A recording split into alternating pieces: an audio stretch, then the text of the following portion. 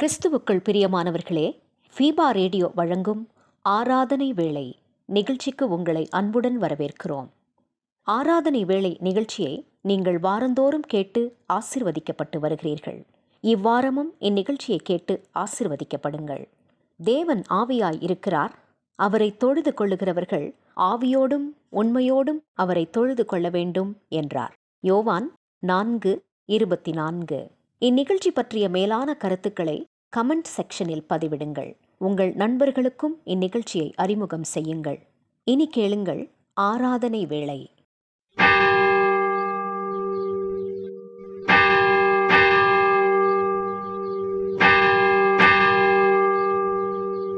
ஆராதனை வேளை. நம்முடைய ஆரம்பம் பிதா குமாரின் பரிசுத்த ஆவியின் திருப்பெயரிலே, ஆமென். பிரியமானவர்களே, ஃபீபா ரேடியோ தயாரித்து ஒளிபரப்பும் ஆராதனை வேளை நிகழ்ச்சிக்கு நேயர்களாகி உங்களை அன்புடன் அழைக்கின்றோம்.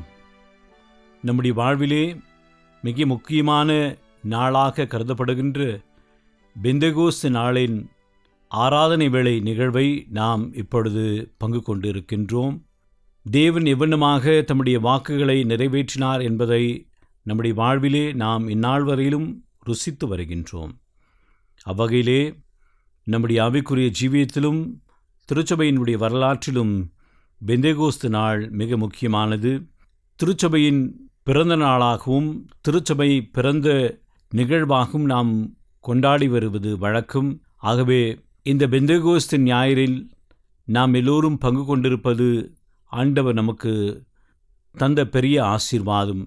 இதை நினைவிலே கொண்டு பக்தியோடும் விசுவாசத்தோடும் இந்த பெந்தெகோஸ்து ஞாயிறினுடைய ஆராதனை வேளை நிகழ்விலே நாம் பங்கு கொள்வோம். கர்த்தர் நம்மை ஆசீர்வதிப்பாராக.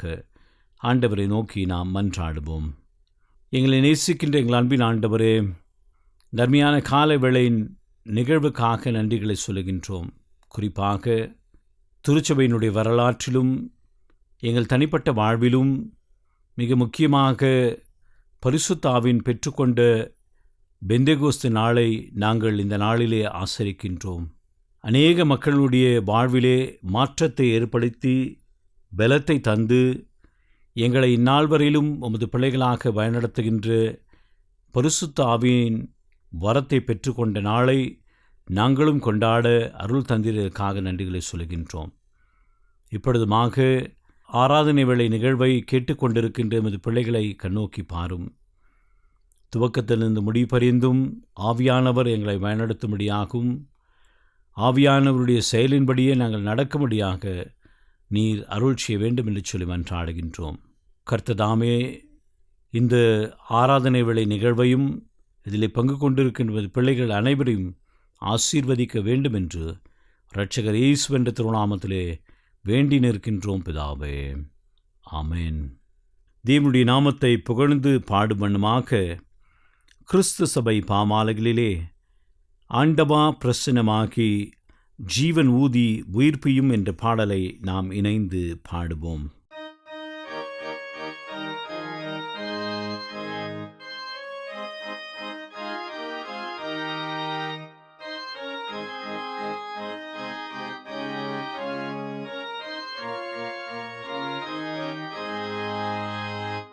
ஆண்டவா பிரசன்னமாகி ஜீவனூதி உயிர்ப்பியும் ஆசை காட்டும் தாசர் மீது ஆசீர்வாதம் முற்றிடும். அருள்மாறி எங்கள் பேரில் வர்ஷிக்க பண்ணுவேன். ஆசையோடு நிற்கிறோமே, ஆசீர்வாதம் முற்றுவேன். தேவரீரின் பாதத்தாண்டே அவனோடு கூடினோம். உந்தன் திவ்ய அபிஷேகம்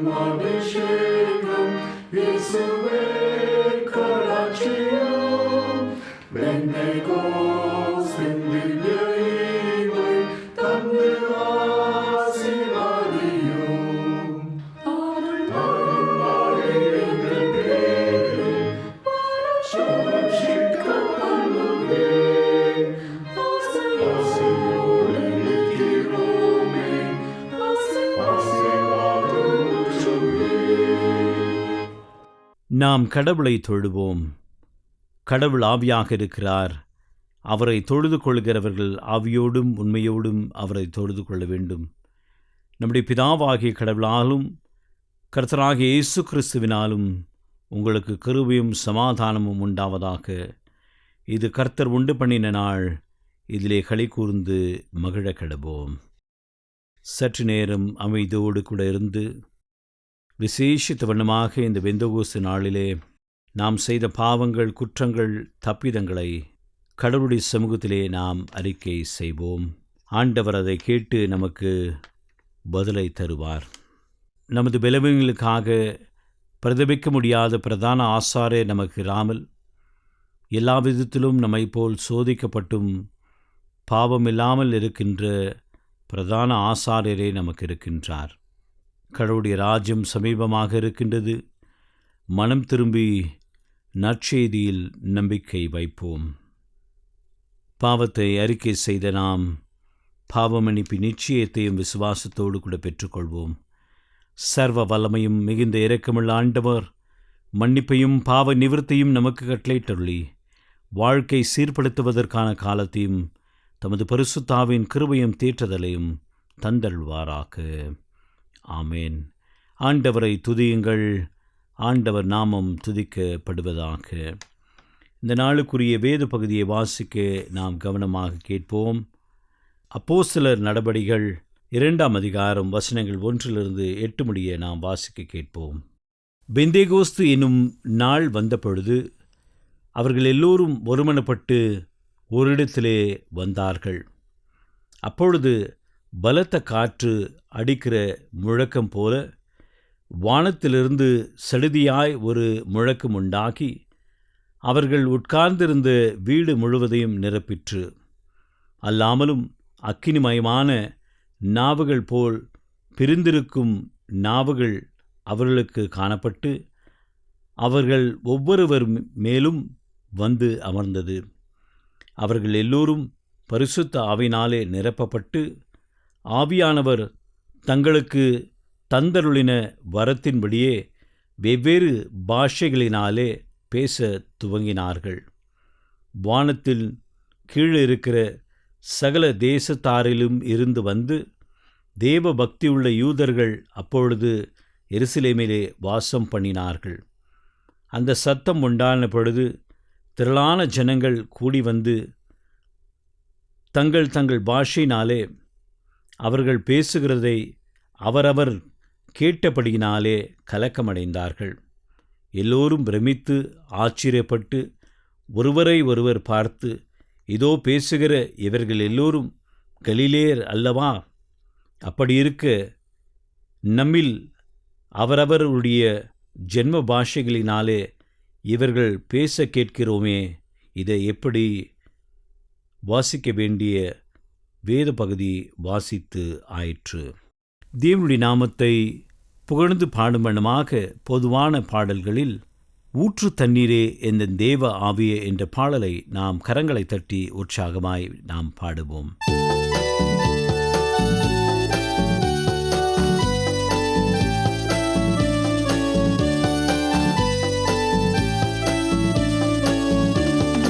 ஊற்று தண்ணீரே என்ற தேவ ஆவியே, ஜீவநதியே என்னில் பொங்கி பொங்கி வா.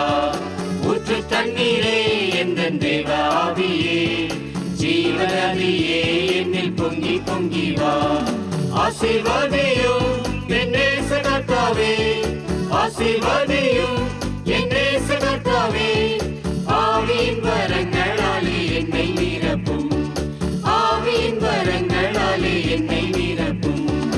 ஊற்று தண்ணீரே என்ற தேவ ஆவியே, ஜீவநதியே என்னில் பொங்கி பொங்கி வா.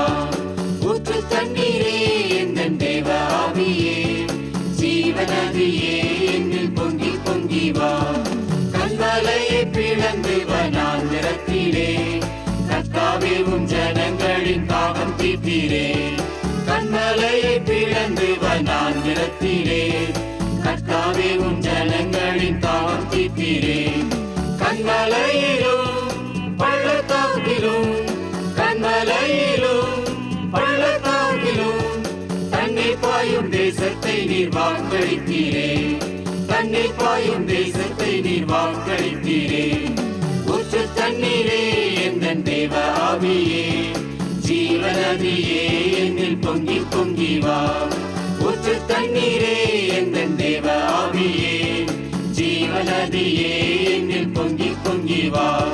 திறக்கப்பட்டதாம் ஊற்று சிலுவையிலே, இரட்சகரின் காயங்களில் வெளிப்படுதே. திறக்கப்பட்டதாம் ஊற்று சிலுவையிலே, இரட்சகரின் காயங்களில் வெளிப்படுதே. கனி தந்திட நாம் செழித்தோங்கிட, கனி தந்திட நாம் செழித்தோங்கிட, கர்த்தரின் கரத்தில் நித்தம் கனம் பெற்றிட, கர்த்தரின் கரத்தில் நித்தம் கனம் பெற்றிட. ஊற்று தண்ணீரே எந்தன் தேவ ஆவியே, ஜீவநதியே என்னில் பொங்கி பொங்கி வா. ஊற்று தண்ணீரே எந்தன் தேவ ஆவியே, ஜீவநதியே என்னில் பொங்கி பொங்கி வா. ரட்சிப்பின் ஊற்றுகள் எந்தன் சபை நடுவே, எழும்பிட இந்த வேளை இறங்கிடுவே. ரட்சிப்பின் ஊற்றுகள் எந்தன் சபை நடுவே, எழும்பிட இந்த வேளை இறங்கிடுவே. ஆத்மபாரமும் பரிசுத்தமும், ஆத்மபாரமும் பரிசுத்தமும், ஆவலுடன் பெற்றிடவே வரம் தாருமே, ஆவலுடன் பெற்றிடவே வரம் தாருமே. ஊற்று தண்ணீரே எந்தன் தேவ ஆவியே, ஜீவநதியே என்னில் பொங்கி பொங்கி வா. ஊற்று தண்ணீரே எந்தன் தேவ ஆவியே, ஜீவநதியே என்னில் பொங்கி பொங்கி வா. ஆசீர்வதியும் என் நேச கர்த்தாவே, ஆசீர்வதியும் என் நேச கர்த்தாவே.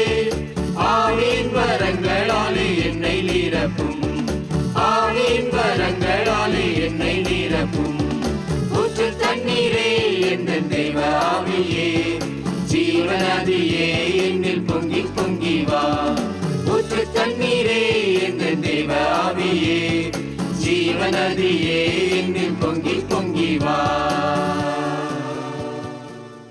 என கருமையான தேவனுடைய ஜனமே, பெந்தேகோஸ்து என்னும் நாளில் சிறப்பு செய்தியை நம்மோடு கூட பகிர்ந்து கொள்ளும்படியாக வந்திருப்பவர் பெங்களூர் ஐக்கிய இறையியல் கல்லூரியிலே தன்னுடைய மேற்படிப்பினை படித்து வருகின்ற அருள் திரு ஜெயமணி ஐயா அவர்கள். அருள் திரு ஜெயமணி ஐயா அவர்கள் பெந்தேகோஸ்து ஞாயிறினுடைய சிறப்பு செய்தியை நம்மோடு கூட பகிர்ந்து கொள்வார். விசுவாசத்தோடு கூட ஆண்டவருடைய சத்தியத்தை நாம் கேட்போமாக. கிறிஸ்துவுக்குள் அன்பானவர்களே, இந்த நாளிலும் பரிசுத்த ஆவியானவருடைய பண்டிகையை நாம் கொண்டாடுகின்றோம். பரிசுத்த ஆவியானவர் நம்முடைய வாழ்வில் மகிமையான காரியங்களை செய்கிறவர். பரிசுத்த ஆவியானவர் நம்முடைய வாழ்வின் எல்லா நிலைகளிலும் நம்மோடு கூட வருகிறவர். அந்த ஆண்டவருடைய திருநாளை இன்றைக்கு அகில உலகமெங்கும் நாம் கொண்டாடுகின்றோம். இந்த மகிழ்ச்சியான நல்ல நாளில் ஆண்டவருடைய வார்த்தையை பகிர்ந்து கொள்வதில் நான் மிகுந்த மகிழ்ச்சி அடைகின்றேன். பரிசுத்த ஆவியானவருடைய வல்லமையும் வழி நடத்துதலும் உங்கள் வாழ்வில் தொடர்ந்து நிலைத்திருப்பதாக. இந்த நாளின் செய்திக்கு ஆதாரமாக தெரிவு செய்திருக்கிற திருமறை பகுதி நாம் இப்பொழுது படிக்க கேட்டோம். அது அப்போஸ்தலர் 2ஆம் அதிகாரத்திலே முதல் 11 வசனங்களை நாம் வாசிக்க கேட்டோம். இந்த பகுதியின் அடிப்படையில் 3 காரியங்களை உங்களோடு கூட நான் பகிர்ந்து கொள்ள விரும்புகின்றேன். பரிசுத்த ஆவியானவர் உடைய திருநாள், திருச்சபை இந்த உலகத்திற்கு கொடுக்கப்பட்ட ஒரு நல்ல நாள் என்று சொல்லப்படுகிறது. திருச்சபை உருவான நாள் என்று சொல்லப்படுகிறது. ஆகவே இது ஒரு விசேஷமான ஒரு நாள். பரிசுத்த ஆவியானவர் நம்மோடு வாசம் பண்ணுவதற்காக இந்த உலகத்தில் அனுப்பப்பட்டார் என்று நாம் வாசிக்கின்றோம். நம்மோடு வாழுவதற்காக, நம்மோடு தங்கியிருப்பதற்காக, நம்மை கடைசி வரை வழிநடத்துவதற்காக பரிசுத்த ஆவியானவர் பொழிந்தருளப்பட்டார் என்பதையும் திருமறை நமக்கு சுட்டிக்காட்டுகின்றது. அன்பானவர்களே, இந்த முகவரையோடு 3 கருத்துக்களை உங்களோடு நான் பகிர்ந்து கொள்ள விரும்புகின்றேன். முதலாவது, வாக்கு பண்ணப்பட்ட ஆவியார். இந்த பரிசுத்த ஆவியார் நம்முடைய வாழ்விலே பொழிந்தருள வேண்டும் என்பது கடவுளுடைய விருப்பமாயிருந்தது. ஆகவே இந்த பரிசுத்த ஆவியானவர் நம்மீது பொழிந்தருளப்பட வேண்டும் என்பது ஆண்டவருடைய வாக்குத்தத்தம், ஆண்டவருடைய வாக்குறுதி. அந்த வாக்குறுதி இந்த நாளிலே நிறைவேறினது. நீங்கள் எல்லாரும் அறிந்திருக்கிறபடி இயேசு கிறிஸ்து யோவான் 14ஆம் அதிகாரத்தில் இப்படி சொல்லுவார்: நான் உங்களுக்காக ஒரு ஸ்தலத்தை ஆயத்தம் பண்ணுவதற்காக போகிறேன். நான் உங்களை திக்கற்றவர்களாக விடேன். நான் உங்களுக்காக ஒரு தேற்றரவாளனை அனுப்புவேன் என்று வாக்கு பண்ணினார். அது மட்டுமல்ல, லூக்கா 24வது அதிகாரம் 49வது வசனத்தில், என் பிதா வாக்குத்தத்தம் பண்ணினதை இதோ நான் உங்களுக்கு அனுப்புகிறேன். நீங்களோ உன்னதத்திலிருந்து வரும் பெலனால் தரிப்பிக்கப்படும் வரை எருசலேம் நகரத்தில் இருங்கள் என்றார். அன்பானவர்களே, ஆண்டவர் இயேசு தன்னுடைய சீடர்களுக்கும் தன்னை சுற்றியிருந்த மக்களுக்கும் மிக தெளிவாய் சொல்லிவிட்டார்: உங்களுக்கு நான் ஒரு வாக்குத்தத்தம் கொடுக்கிறேன்.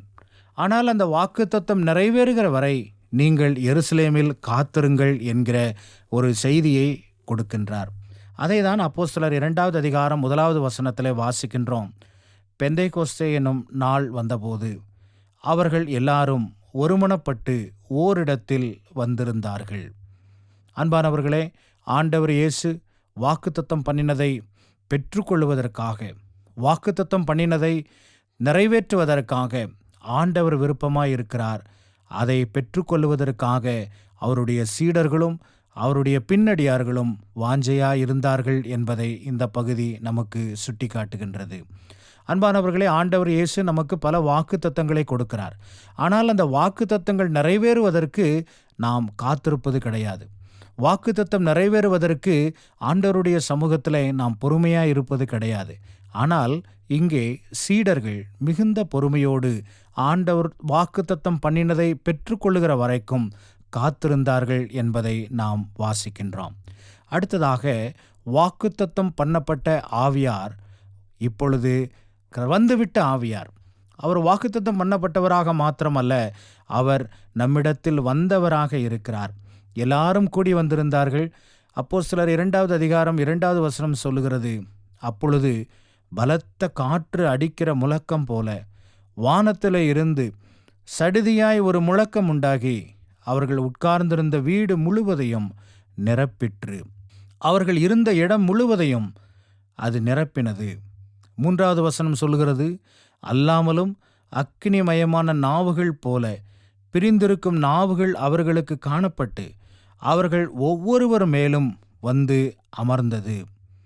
அவர்கள் ஒவ்வொருவர் மேலும் வந்து அமர்ந்தது. அன்பானவர்களே, ஆண்டவர் இயேசு தன்னுடைய சீடர்களுக்கு வாக்குத்தத்தம் பண்ணினார். பரிசுத்த ஆவியை உங்கள் மீது பொழிந்தருளுவேன் என்று. அதற்காக காத்திருந்தார்கள். அந்த வாக்குத்தத்தம் பண்ணப்பட்ட ஆவியானவர் இப்பொழுது வந்துவிட்டார். வாக்குத்தத்தம் பண்ணப்பட்ட ஆவியார் இப்பொழுது வந்து தம்முடைய ஜனங்கள் மீது அமர்ந்திருக்கின்றார். இது ஏதோ அன்றைக்கு இருந்த சீடர்கள் மீது மாத்திரமல்ல, இது ஏதோ அன்றைக்கு இயேசுவின் காலத்திலே இருந்த அந்த மக்கள் மத்தியிலே அவர்களுடைய வாழ்க்கையில் மாத்திரமல்ல, நம்முடைய வாழ்விலும் இந்த பரிசுத்த ஆவியானவர் வந்திருக்கிறார் என்பதை உணர வேண்டும். பரிசுத்த ஆவியானவர் வரும்போது என்ன நடக்கும்?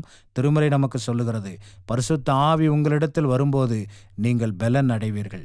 பரிசுத்த ஆவி உங்களிடத்தில் வரும்போது நீங்கள் சாட்சிகளாய் இருப்பீர்கள். பரிசுத்த ஆவி உங்களிடத்தில் வரும்போது நீங்கள் விடுதலை பெற்றவர்களாய் மாறுவீர்கள். அன்பானவர்களே, வந்துவிட்ட ஆவியானவர் ஏதோ வெறுமையாய் நம்முடைய வாழ்க்கையில இருந்துவிட்டு போகிறதற்காய் வரவில்லை. வந்துவிட்ட ஆவியானவர் ஏதோ வெறுமனே நம்முடைய வாழ்க்கையில இருந்து நேரத்தை செலவு பண்ணிவிட்டு போகிறதற்காக இல்லை. மாறாக நம்முடைய வாழ்வில் ஏதோ ஒரு புதிய காரியத்தை செய்ய போகிறார். ஏதோ ஒரு மகிமையான காரியத்தை செய்ய போகிறார். இங்கு நடந்தது என்ன? படிப்பறிவு இல்லாதவர்கள், கல்வி அறிவில்லாதவர்கள் அநேக பாஷைகளில் அநேக மொழிகளில் பேசினார்கள். ஜனங்கள் எல்லாம் உயர்ந்து பார்த்தார்கள். இவர்கள் கல்லாதவர்கள், இவர்கள் படிப்பறிவு இல்லாதவர்கள், இவர்களுக்கு எப்படி இந்த ஞானம் வந்தது, இவர்கள் எப்படி இதை பேசுகிறார்கள் என்று எல்லாரும் ஆச்சரியப்பட்டார்கள். காரணம் என்ன? பரிசுத்த ஆவியார் அவர்கள் வாழ்வில் இணைந்திருப்பதே அதற்கு மைய காரணம். ஆக வாக்குத்தத்தம் பண்ணப்பட்ட ஆவியார் இப்பொழுது வந்திருக்கின்றார்.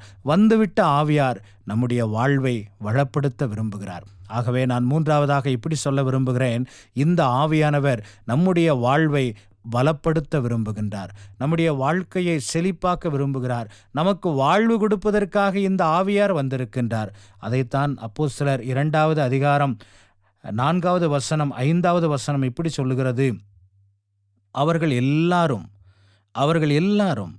பரிசுத்த ஆவியினாலே நிரப்பப்பட்டு ஆவியானவர் தங்களுக்கு தந்தருளின வரத்தின்படியே வெவ்வேறு பாஷைகளில் பேசத் தொடங்கினார்கள்.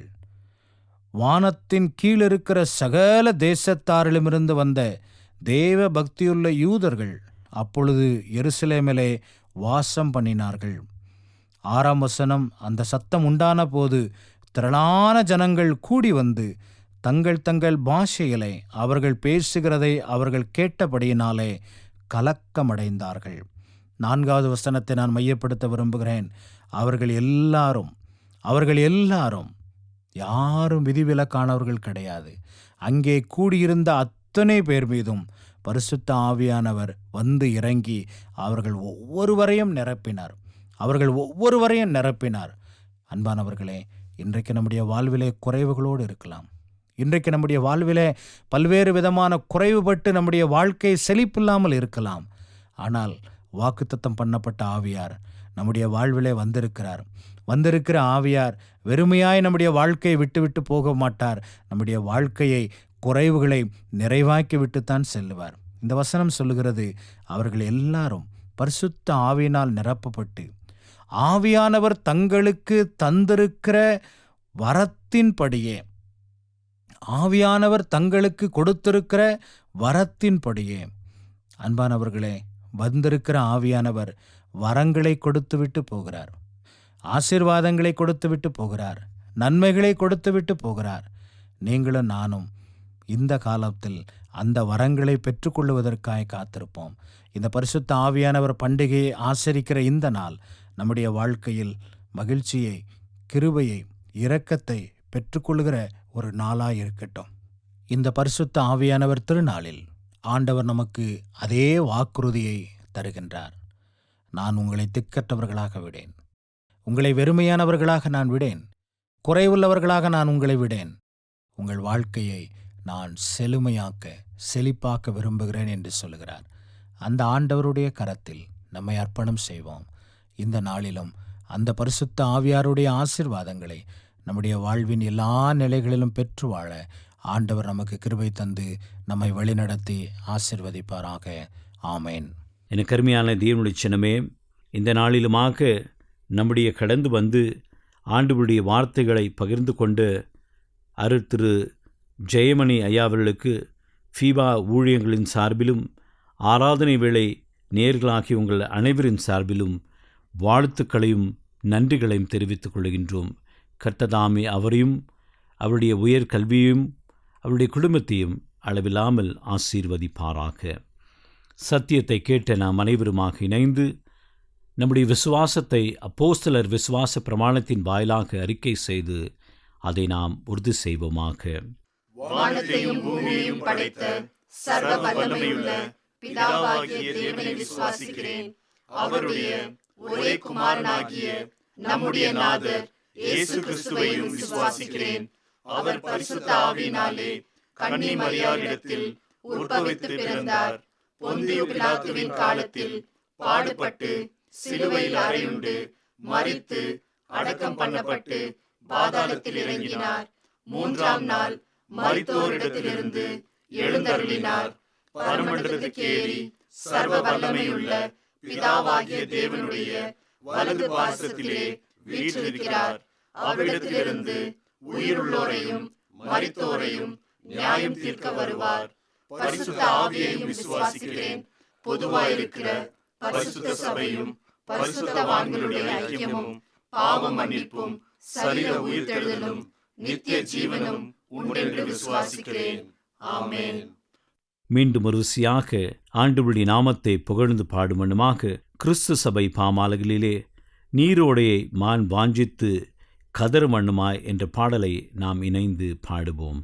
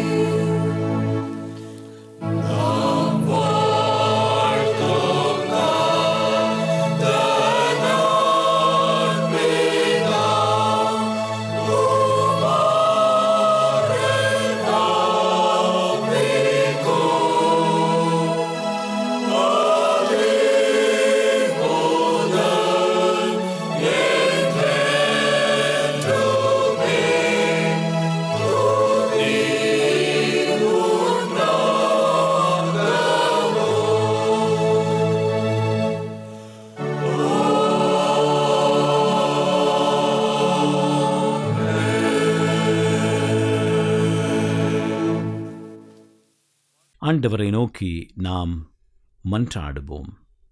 நேற்றும் இன்றும் என்றும் மாறாத எங்கள் அன்பின் ஆண்டவரே, உம்முடைய வாக்கு தத்தத்தின்படியே எங்களுக்கு ஒரு தேற்றரவாளனை தந்து பரிசுத்த ஆவின் பலனை நாங்கள் பெற்றுக்கொள்ளும்படியாக அருள் தந்திரதற்காக நன்றிகளை சொல்லுகின்றோம். ஆண்டவரே, நீர் எங்கள் வாழ்விலே போதுமானவராக இருக்கின்றீர். எங்கள் எல்லா தேவைகளையும் கேட்டு அறிந்து பூர்த்தி செய்கின்றீர்.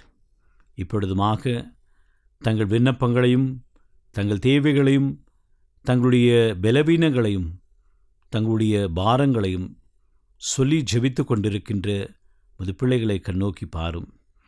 எவனுமாக அப்போஸ்தலர்கள் ஒன்று கூடி ஒருமனப்பட்டு ஜெபித்த பொழுது நீர் வானத்திலிருந்து உம்முடைய ஆவியை அனுப்பி அவர்களை பலப்படுத்தி அவருடைய எல்லா தேவைகளை சந்தித்தீரோ, அவனமே உம்முடைய ஆவியை பெற்றிருக்கின்றோம் என்று விசுவாசத்தோடு தங்கள் தேவைகளை சொல்லிக் கொண்டிருக்கின்றது பிள்ளைகளை பார்த்து அவருடைய எல்லா தேவைகளையும் சந்திக்கும்படியாக நாங்கள் செபிக்கின்றோம். என் நாமத்தின் நிமித்தமாக நீங்கள் கேட்கின்ற அனைத்து ஆசீர்வாதத்தையும் நான் உங்களுக்கு தருவேன் என்று சொன்ன கர்த்தர் உம்முடைய நாமத்திலே தங்களுக்காகவும் தங்கள் குடும்பங்களுக்காகவும் தங்கள் பிள்ளைகளுக்காகவும் தங்களுடைய பலவீனங்களுக்காகவும் ஜெபித்து கொண்டிருக்கின்ற நமது பிள்ளைகளை கண்ணோக்கி பார்த்து ஆசீர்வதிக்கும்படியாக நாங்கள் மன்றாடுகின்றோம்.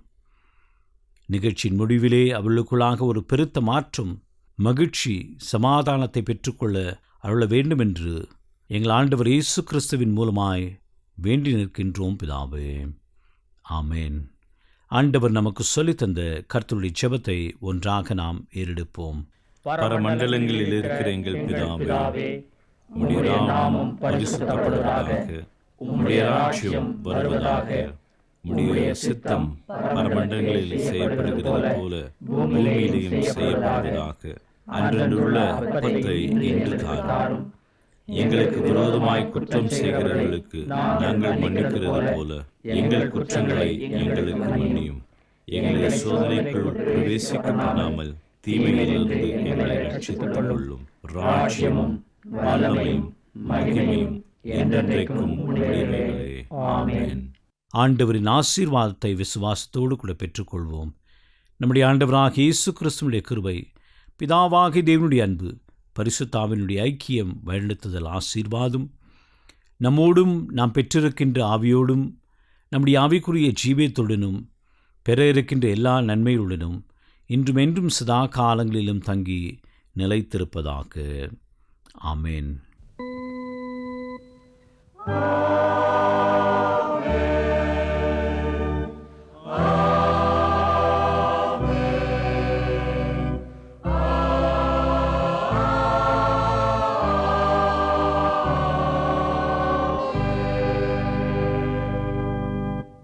இந்த வாரத்தினுடைய வாக்குத்தத்த வசனத்தை நாம் பெற்றுக்கொள்வோம். சங்கீதம் 91:15. அவன் என்னை நோக்கி கூப்பிடுவான், நான் அவனுக்கு மறு உத்தரவு அருளி செய்வேன் என்று கர்த்தர் நமக்கு வாக்குத்தத்தம் பண்ணியிருக்கின்றார். வாக்குத்தத்தம் பண்ணினவர் உண்மை உள்ளவர், அதை நிறைவேற்ற வல்லவராக இருக்கின்றார் என்று சொல்லி உங்களிடத்திலிருந்து விடைபெறுவது உங்கள் ஊழியன் அருள் திரு தியோடவில்லியம். கர்த்தர் உங்களை ஆசீர்வதிப்பாராக. நேயர்களே, மீண்டும் நினைவூட்டுகிறோம், நீங்கள் ஃபீபா ரேடியோவின் நிகழ்ச்சிகள் பற்றிய தகவல்களை அறிந்து கொள்ள விரும்பினால் டிஸ்கிரிப்ஷனில் கொடுக்கப்பட்டுள்ள லிங்கை கிளிக் செய்யுங்கள். மேலும் நீங்கள் எங்களோடு தொடர்பு கொள்ள விரும்பினால் டிஸ்கிரிப்ஷனில் கொடுக்கப்பட்டுள்ள அலைபேசி மற்றும் தொலைபேசி எண்களை தொடர்பு கொள்ளலாம். வாழ்த்துக்கள் கூறி விடை பெற்றுக் கொள்கிறோம். வணக்கம் நேயர்களே.